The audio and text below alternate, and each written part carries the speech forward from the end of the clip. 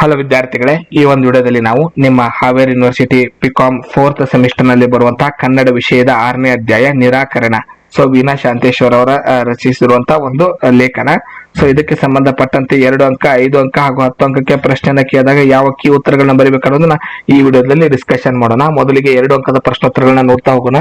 2 ಅಂಕದ ಪ್ರಶ್ನೋತ್ತರಗಳು. ಮೊದಲನೇ ಪ್ರಶ್ನೆ, ವೀಣಾ ಶಾಂತೇಶ್ವರ್ ಅವರ ಸಾಹಿತ್ಯದ ಮುಖ್ಯ ವೈಶಿಷ್ಟ್ಯತೆ ಮತ್ತು ಕೇಂದ್ರ ಬಿಂದು ಯಾವುದು? ವೀಣಾ ಶಾಂತೇಶ್ವರ್ ಅವರು ಸ್ತ್ರೀವಾದ ಸಾಹಿತ್ಯದ ಪ್ರತಿಪಾದಕಿಯಾಗಿದ್ದು ಇವರು ಸಾಹಿತ್ಯದ ಅನನ್ಯವಾಗಿದೆ. ಇವರು ಸದಾ ಮಹಿಳೆಯನ್ನೇ ಕೇಂದ್ರವಾಗಿಟ್ಟುಕೊಂಡು ಸಾಹಿತ್ಯ ರಚನೆಯನ್ನು ಮಾಡುತ್ತಾರೆ. ವೀಣಾ ಶಾಂತೇಶ್ವರ್ ಅವರ ಜನನ ಮತ್ತು ಜನ್ಮಸ್ಥಳ ಹಾಗೂ ಪೋಷಕರ ಹೆಸರನ್ನು ತಿಳಿಸಿ. ಇವರು 22 ಫೆಬ್ರವರಿ 1945 ಧಾರವಾಡದಲ್ಲಿ ಜನಿಸಿದರು. ಇವರ ತಂದೆ ಬಲರಾಮಾಚಾರ್ಯ ಮತ್ತು ಯಲಬುರ್ಗಿ ಮತ್ತು ತಾಯಿ ಇಂದ್ರಾಬಾಯಿ. ವೀಣಾ ಶಾಂತೇಶ್ವರ್ ಅವರ ವೃತ್ತಿ ಜೀವನದ ಹಿನ್ನೆಲೆಯನ್ನ ಬರೆಯಿರಿ. ಇವರು ಧಾರವಾಡದ ಪ್ರತಿಷ್ಠಿತ ಕರ್ನಾಟಕ ಕಲಾ ಮಹಾವಿದ್ಯಾಲಯದ ಆಂಗ್ಲ ಭಾಷಾ ಪ್ರಾಧ್ಯಾಪಕರಾಗಿ ಹಾಗೂ ಪ್ರಾಚಾರ್ಯರಾಗಿ ಒಟ್ಟು 29 ವರ್ಷಗಳ ಕಾಲ ಸೇವೆ ಸಲ್ಲಿಸಿದ್ದಾರೆ. ಕನ್ನಡ ಸಂಸ್ಕೃತಿ ಹಿರಿಮೆಯನ್ನು ಹೆಚ್ಚಿಸಿದ ಇವರ ಅಂತಾರಾಷ್ಟ್ರೀಯ ಸಾಧನೆ ಯಾವುದು? ವಿಶ್ವದ ಅತ್ಯುತ್ತಮ ಬರಹಗಾರ್ತಿಯರ ಸಾಹಿತ್ಯದ ಮಾಲಿಕೆ ಪ್ರಕಟವಾಗುವ ನ್ಯೂಯಾರ್ಕ್ ಪ್ರೆಸ್ ನಿಂದ ಇವರ ಕಥೆಗಳು ಪ್ರಕಟಗೊಂಡಿರುವುದು ಇವರ ಅಂತಾರಾಷ್ಟ್ರೀಯ ಸಾಧನೆಯಾಗಿದೆ. ವೀಣಾ ಶಾಂತೇಶ್ವರ್ ಅವರ ಪ್ರಮುಖ ಕಥಾ ಸಂಕಲನ ಮತ್ತು ಕಾದಂಬರಿಯನ್ನ ಹೆಸರಿಸಿರಿ. ಕಥಾ ಸಂಕಲನಗಳು ಹಸಿವು, ಮುಳ್ಳುಗಳು, ಕೊನೆಯ ದಾರಿ ಮತ್ತು ಕವಲು. ಕಾದಂಬರಿಗಳು ಗಂಡಸರು ಮತ್ತು ಶೋಷಣೆ ಹಾಗೂ ಬಂಡಾಯ. ಲೇಖಕಿಗೆ ದೊರೆತಿರುವ ಯಾವುದಾದರೂ 4 ಪ್ರಮುಖ ಉನ್ನತ ಪ್ರಶಸ್ತಿಗಳನ್ನ ಹೆಸರಿಸಿರಿ. ಇವರಿಗೆ ಕರ್ನಾಟಕ ಸಾಹಿತ್ಯ ಅಕಾಡೆಮಿ ಗೌರವ ಪ್ರಶಸ್ತಿ, ಕೇಂದ್ರ ಸಾಹಿತ್ಯ ಅಕಾಡೆಮಿ ಪ್ರಶಸ್ತಿ, ರಾಜ್ಯೋತ್ಸವ ಪ್ರಶಸ್ತಿ ಹಾಗೂ ಕರ್ನಾಟಕ ಸರ್ಕಾರದ ಪ್ರತಿಷ್ಠಾನದಾನ ಚಿಂತಾಮಣಿ ಅತ್ತಿಮಬ್ಬೆ ಪ್ರಶಸ್ತಿಗಳು ಲಭಿಸಿವೆ. ಪ್ರಸ್ತುತ ಕಥೆಯನ್ನ ಯಾವ ಕೃತಿಯಿಂದ ಆಯ್ದುಕೊಳ್ಳಲಾಗಿದೆ ಮತ್ತು ಇದರ ಮುಖ್ಯ ಆಶಯವೇನು? ಪ್ರಸ್ತುತ ಕಥೆಯನ್ನ ಇವರ ನಡೆದದ್ದೇ ದಾರಿ ಸಮಗ್ರ ಕಥಾ ಸಂಕಲನದಿಂದ ಆಯ್ದುಕೊಳ್ಳಲಾಗಿದೆ.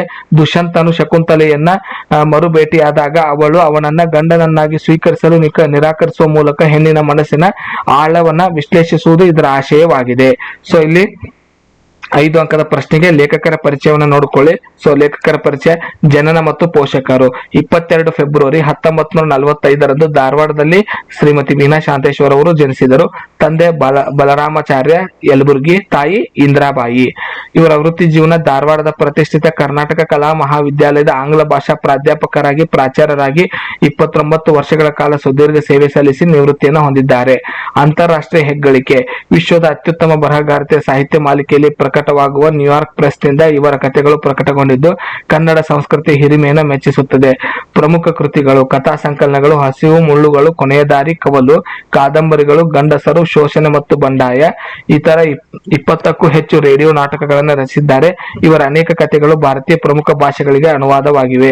ಇವರಿಗೆ ಸಿಕ್ಕಂತಹ ಪ್ರಶಸ್ತಿಗಳು: ಇವರ ಸಾಹಿತ್ಯ ಸಾಧನೆಗೆ ಕರ್ನಾಟಕ ಸಾಹಿತ್ಯ ಅಕಾಡೆಮಿ ಪ್ರಶಸ್ತಿ, ಕೇಂದ್ರ ಸಾಹಿತ್ಯ ಅಕಾಡೆಮಿ ಪ್ರಶಸ್ತಿ, ಕರ್ನಾಟಕ ಸಾಹಿತ್ಯ ಅಕಾಡೆಮಿ ಗೌರವ ಪ್ರಶಸ್ತಿ, ರಾಜ್ಯೋತ್ಸವ ಪ್ರಶಸ್ತಿ, ಅನುಪಮ ಪ್ರಶಸ್ತಿ, ಮಲ್ಲಿಕಾ ಪ್ರಶಸ್ತಿ, ಮಾಸ್ತಿ ಪ್ರಶಸ್ತಿ ಹಾಗೂ ಕರ್ನಾಟಕ ಸರ್ಕಾರದ ಪ್ರತಿಷ್ಠಾನದ ಚಿಂತಾಮಣಿ ಅತ್ತಿಮಬ್ಬೆ ಪ್ರಶಸ್ತಿ ಲಭಿಸಿವೆ.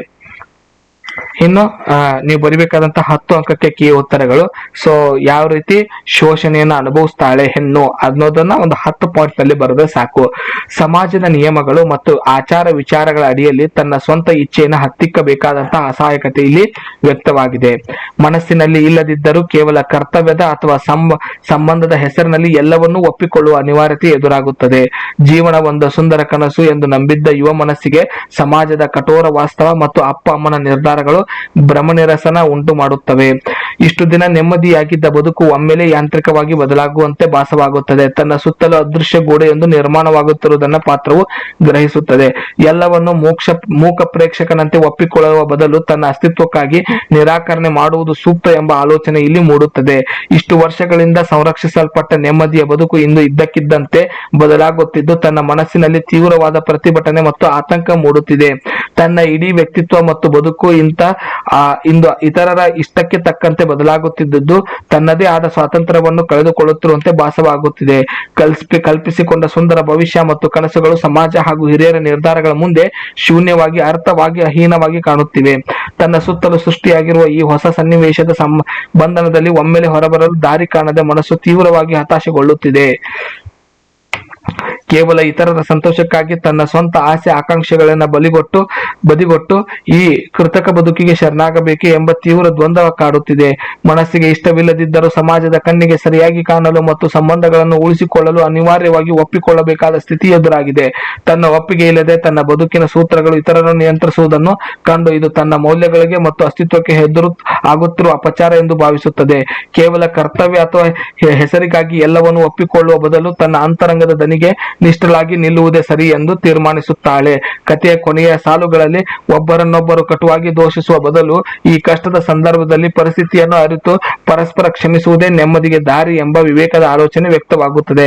ಪಾತ್ರವೊಂದು ತಾವು ತಪ್ಪು ಮಾಡಿಲ್ಲವೆಂದು ವಾದಿಸುತ್ತಾ ಇದು ತನಗೆ ನೀಡುತ್ತಿರುವ ಶಿಕ್ಷೆಯಲ್ಲ, ಬದಲಿಗೆ ಇಬ್ಬರ ಮನಸ್ಸುಗಳು ಒಂದಾಗಲು ಒಡ್ಡುತ್ತಿರುವ ಪರೀಕ್ಷೆ ಎಂದು ಭಾವಿಸುತ್ತದೆ. ಪುರುಷನು ತಪ್ಪು ಮಾಡಿದಾಗ ಈ ಸಮಾಜವು ಅದನ್ನು ಗಂಭೀರವಾಗಿ ಪರಿಗಣಿಸುವುದಿಲ್ಲ ಮತ್ತು ಅವನಿಗೆ ಯಾವುದೇ ಶಿಕ್ಷೆಯೂ ಆಗುವುದಿಲ್ಲ ಎಂಬ ಕಟು ವಾಸ್ತವನ್ನ ಇಲ್ಲಿ ಚರ್ಚಿಸಲಾಗಿದೆ. ಸೊ ಇವಿಷ್ಟು 12 ಪಾಯಿಂಟ್ಗಳನ್ನು ನೀವು ಬರೆದ್ರೆ ಪೂರ್ತಿ ಅಂಕಗಳನ್ನ ಪಡ್ಕೋಬಹುದು. ಮುಂದಿನ ವಿಡಿಯೋದಲ್ಲಿ ಮತ್ತೊಂದು ಅಧ್ಯಾಯದೊಂದಿಗೆ ಸಿಗೋಣ. ಧನ್ಯವಾದಗಳು.